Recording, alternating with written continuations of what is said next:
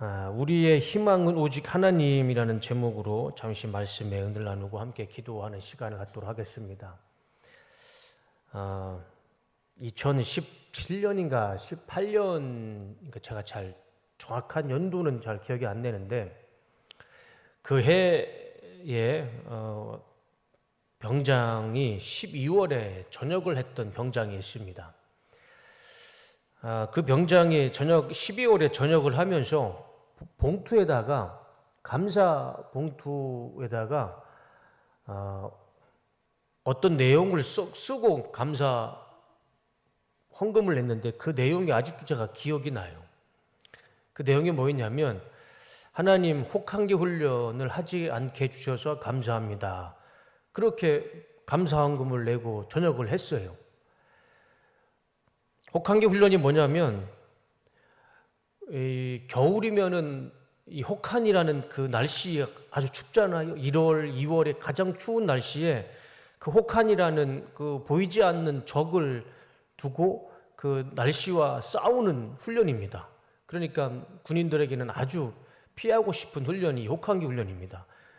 그러니까 그 해가 그 다음에 1월에 혹한기 훈련이 계획이 있었는데 12월에 전역을 하니까 이 병장이 너무 기뻤던 겁니다. 그래서 그 기쁜 나머지 감사 헌금을 내고 전역을 했던 거예요. 저는 그 친구의 마음을 충분히 이해를 했습니다. 감사할 만하죠. 그리고 나서 한 2월쯤 됐을 때 모르는 전화로 전화가 왔습니다.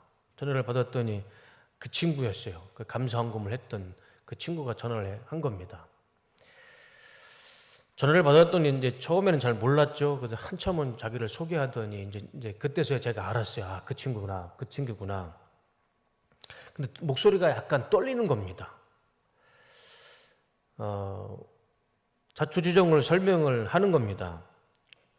이 친구가 12월에 전역을 하고 3월에 복학을 하기 위해서 이제 준비를 하는데 홀어머니를 모시는 아들이었습니다. 아버지가 안 계셔서 3월에 등록을 해야 되는데 등록금이 요즘 대학교 등록금이 만만치가 않잖아요. 그러니까 어머니한테 대학 등록금을 맡기기에는 군대도 갔다 온 이제 상황에 어머니한테 이 손 벌리기가 너무 죄송스러웠던 겁니다. 그래서 자기가 등록금을 어떻게 좀 만들어 보려고, 근데 알바를 하려면 알바로는 자기 용돈밖에 못 쓰잖아요.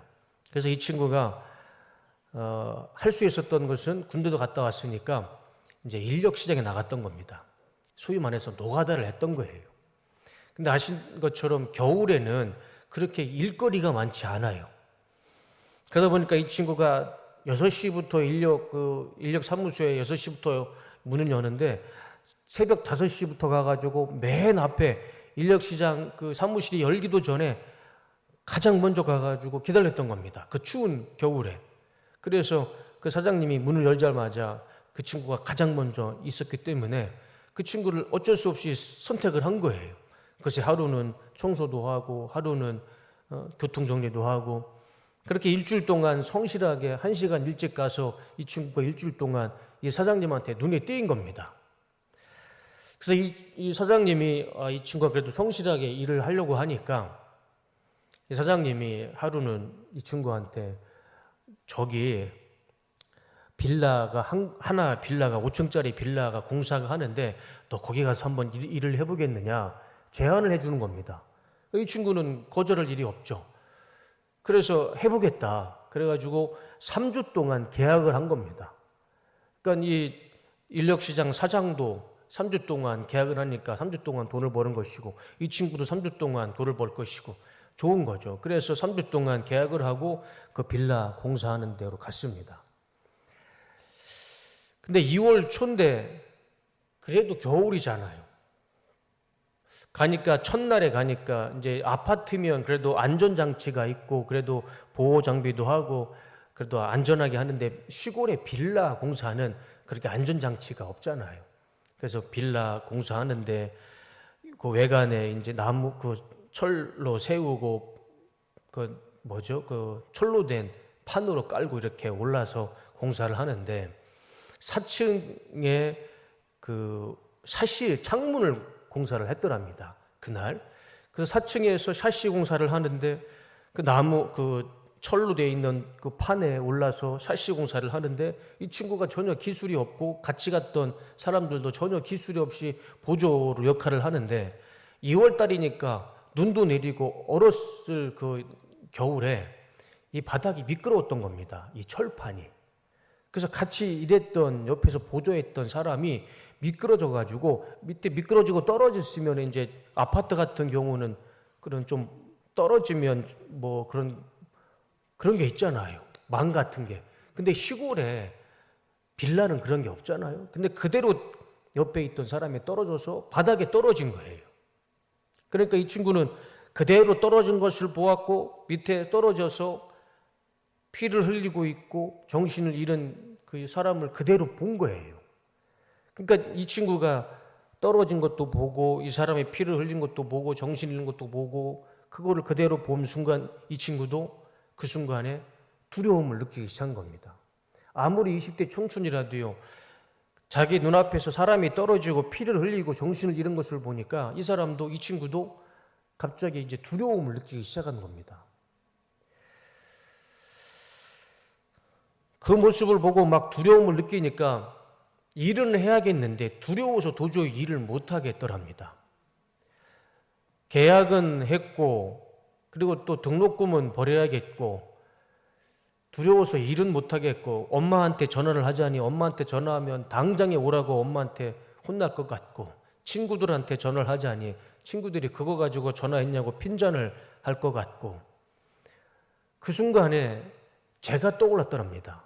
그래도 군교회에 목사한테 전화를 하면 저하고는 뭘 그렇게 친분이 없기 때문에 저한테 전화를 하면 그래도 저는 자기의 마음을 들어줄 것 같다는 그런 마음이 들었답니다. 그래서 전역한 지 얼마 안 됐으니까 중대장한테 전화를 해서 제 번호를 알게 되고 저한테 전화를 했던 거예요. 그래서 저한테 전화를 그렇게 알아서 전화를 했던 겁니다. 그래서 제가 전화해서 물어봤죠. 혹시 주위에 조용한 곳이 있느냐? 화장실이 조용한 곳이 이제 공사장이니까 화장실이 좀 조용한 곳이 있습니다. 그곳으로 가라. 스피커폰을 틀어라. 그리고 거기서 무릎을 꿇어라. 그리고 스피커폰으로 거기서 같이 기도를 했습니다. 그리고 그렇게 기도를 하고 좀 시간이 지났어요. 또 그 친구한테 전화가 왔습니다. 전화가 와서 저한테 이런 이야기를 해요. 목사님, 그때 전화해 주셔서 감사했습니다. 무사히 3주 동안 공사를 마치고 등록금을 채울 수 있었습니다. 그리고 재작년에 한 10월쯤에 전화가 와서요. 결혼한다고 전화가 왔습니다. 홀어머니 고생하신다고 등록금 부담을 덜어드리겠다고 전역하자마자 다른 친구들은 여행 간다고 그렇게 기쁘고 들떠 있을 시간에 그 친구는 한겨울에 추위에 공사판에서 공사하겠다고 공사하다가 일을 하다가 돈 벌겠다고 하다가 두려움에 핸드폰 들고 벌벌벌 떨면서 저한테 전화했을 그 생각을 하게 되면 그 친구의 모습을 생각해 보면 아직도 참 마음이 아픕니다. 그래도 제가 생각이 나서 전화를 했을 그 생각을 하면 참 마음이 아파요. 우리 인생은 다 그 생각을 해보면 우리 인생은 다 아픔과 또 상처를 품고 살아가는 것 같습니다. 그 인생의 아픔이 젊다고 어리다고 없는 것 아닌 것 같습니다. 어리면 어리고 젊으면 젊다고 다 아픔이 있고 그 인생에 어리면 어린 대로 젊으면 젊은 대로 다 그 인생의 무게를 품고 살아가는 것 같습니다. 아픔과 어려움을 어떻게 무엇으로 참고 견디고 이기느냐 그것이 중요한 것 같습니다. 성경에도 참 슬픈 인생을 살다 간 사람이 있는데 그 사람이 오늘 우리가 읽었던 본문에 나오는 에레미야라는 사람입니다. 이 사람의 인생을 보면 참 슬픈 인생을 살았던 사람 중에 한 사람이었습니다. 에레미야 1장 6절과 7절 말씀을 보면 내가 아뢰었다.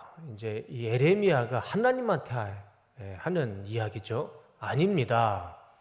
주 나의 하나님, 저는 말을 잘 할 줄 모릅니다. 저는 아직 너무나 어립니다. 에레미야가 하나님 앞에 나는 어립니다라고 표현을 합니다. 그러나 주님께서 나에게 말씀하셨다. 너는 아직 너무나 어리다고 말하지 말아라. 내가 너를 누구에게 보내든지 너는 그에게로 가고 내가 너에게 무슨 명을 내리든지 너는 그대로 말하여라. 에레미야가 하나님 앞에 나는 너무 어립니다. 그러니까 하나님도요, 에레미야한테 너는 나한테 어리다고 말하지 마라. 내가 너에게 말하는 것들을 너는 사람들에게 전하라. 얼마나 어리면 이렇게 얘기했을까요? 에레미야가요, 어떤 사람은 12살, 어떤 사람은 15살, 어떤 사람은 20살. 그러니까 적어도요, 15살. 이 15살을 기준으로 하나님이 예레미야를 부르셨던 겁니다. 15살 기준으로 치면은요, 중학생이에요, 중학생. 중학생 어린아이를 하나님이 부르신 거예요. 그러니까 에레미야가 하나님 앞에 이렇게 말씀한 거예요. 이야기를 한 거예요. 하나님, 전 너무 어립니다. 그러니까 하나님 말씀하시는 거예요. 너는 내 앞에서 어리다고 얘기하지 마라. 하나님의 계시를 너무 어린 나이에 에레미야가 하나님의 계시를 받은 거예요. 그런데 그 하나님의 계시가 사람들에게 환영을 받을 만한 하나님의 계시가 아니었어요. 그 하나님의 말씀이 어떤 말씀이었냐면 에레미야 1장 13절과 15절 말씀입니다.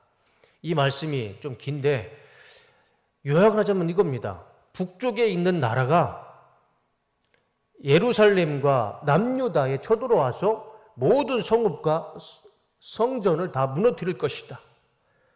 그러니까 한마디로 남유다를 다 무너뜨릴 것이라는 그 재앙의 말씀이에요. 그러니까 15세 되는 어린 아이 에레미야가 남유다가 멸망할 것입니다. 그러니 회개하십시오 라고 외쳤던 겁니다. 그러니까 이 이야기를 들었던 이 남유다의 이스라엘 사람들은 그 이야기를 들었을 때 이 예레미야의 말을 듣고 회개했을까요? 아니면 이 에레미야를 무시했을까요? 당연히 무시하죠. 예, 말씀 내려줘 보세요. 아주 어린아이 에레미야가 좋은 이야기도 아니에요. 이제 망할 것이다. 그러니 회개하라. 이런 안 좋은 이야기를 전했을 때 이 남유다의 사람들은요, 그 에레미야의 말을 무시했어요. 아예 듣지를 않았어요.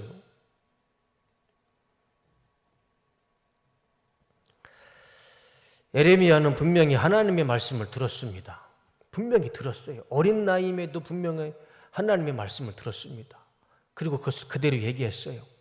우리는 우상 숭배를 했습니다. 우리는 악한 일을 했습니다. 우리는 회개해야 됩니다. 안 그러면 우리는 하나님의 심판을 받습니다. 그런데도 유대인들은요, 이스라엘 사람들은 회개하지 않았습니다. 그러니까 에레미야는 눈물을 흘릴 수밖에 없었어요. 계속 눈물을 흘리면서 하나님의 심판을 이야기했고 회개를 이야기했습니다. 그렇게 눈물을 흘리면서 계속 이야기해도 이스라엘 사람들은 절대 에레미야 이야기를 듣지를 않았어요.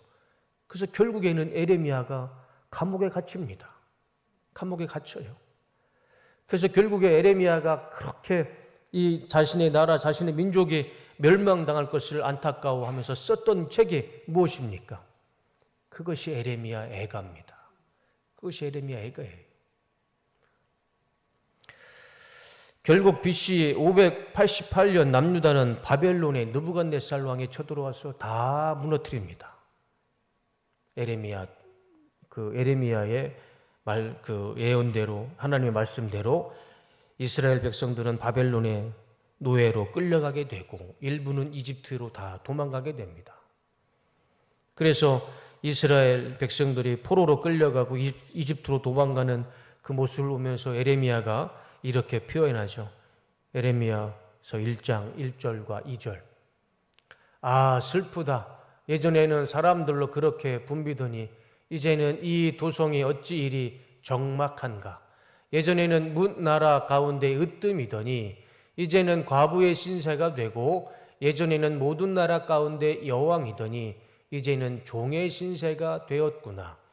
이 도성이 여인처럼 밤새도록 서러워 통곡하니 뺨에 눈물 마를 날이 없고, 예전에 이 여인을 사랑하던 남자 가운데 그를 위로하여 주는 남자 하나도 없으니 친구는 모두 그를 배반하여 원수가 되었는가.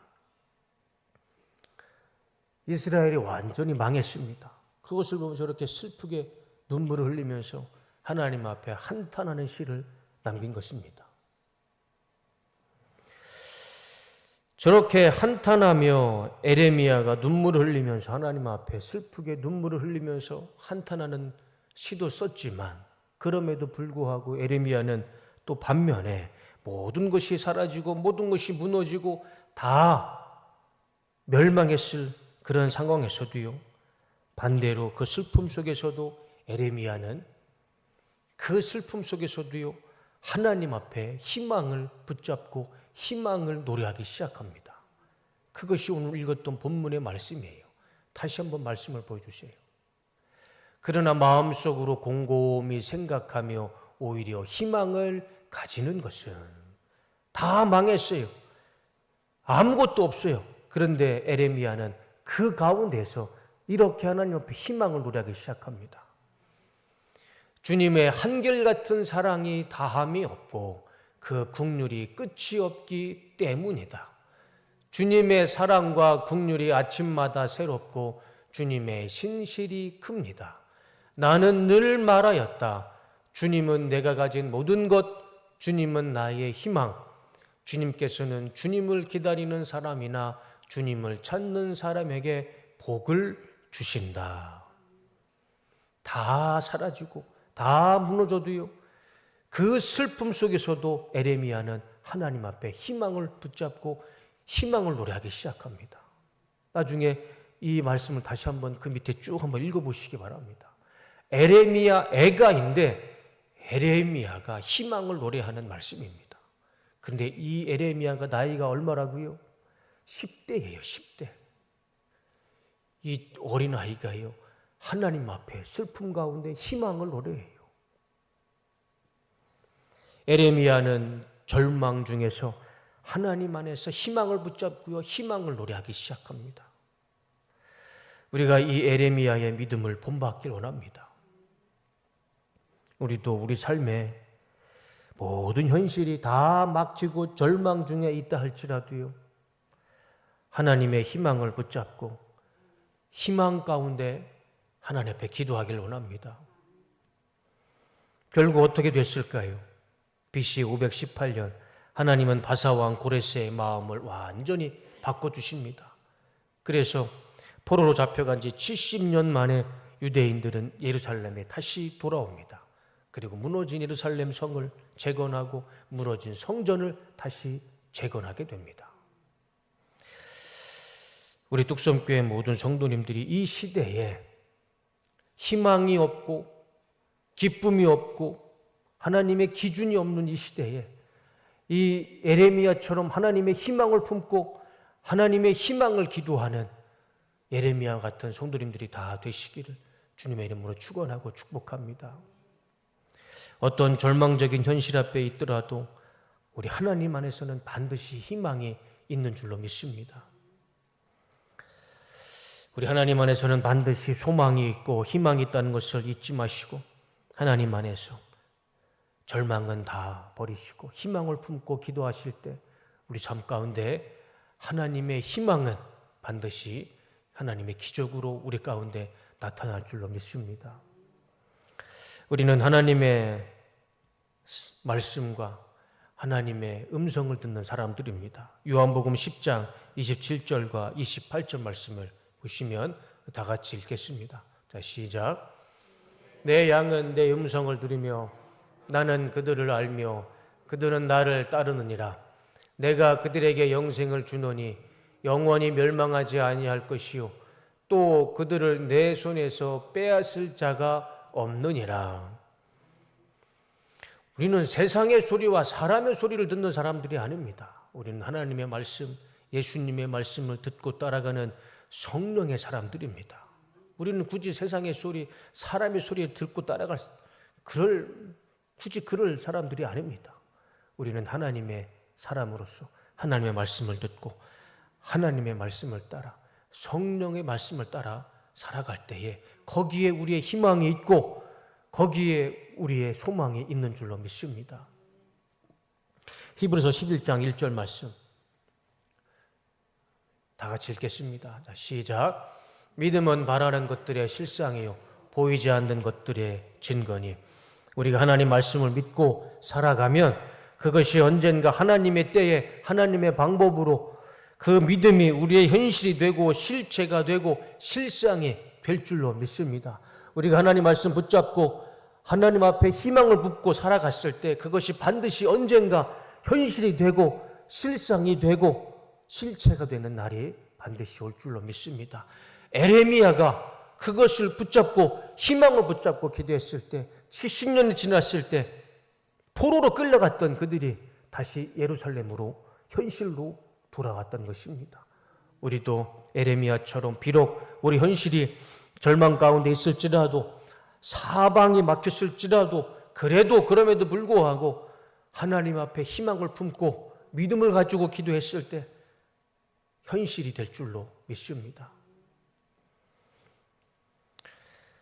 하나님 안에 희망을 품고 살아가길 원합니다. 그러면 오늘 본문에서 읽었던 23절의 말씀처럼 하나님의 성실하심이 아침마다 새롭게 우리에게 부어주실 줄로 믿습니다. 에레미야가 품었던 하나님의 희망을 우리도 품고 살아갈 때 우리 가운데 하나님의 구원의 은혜는 임할 줄로 믿습니다. 예레미야가 품었던 하나님의 희망을 우리도 품고 살아갈 때 우리 안에 있는 모든 질병이 다 치유가 될 것이고 가정의 문제, 자녀의 문제가 다 해결될 것이고 사업의 문제, 직장의 문제, 물질의 문제가 해결될 것이고 또 우리 안에 있는 모든 인생의 문제가 하나님 안에서 다 치유가 되고 회복이 되고 다 해결되는 은혜가 나타날 줄로 믿습니다. 오늘 이 시간에 우리의 힘으로는 해결할 수 없지만 우리 하나님 앞에 희망을 붙잡고 희망을 두고 기도했을 때 우리 가운데 하나님의 놀라운 기적이 기도 가운데 나타날 줄로 믿습니다. 우리 시간에 이 찬양을 함께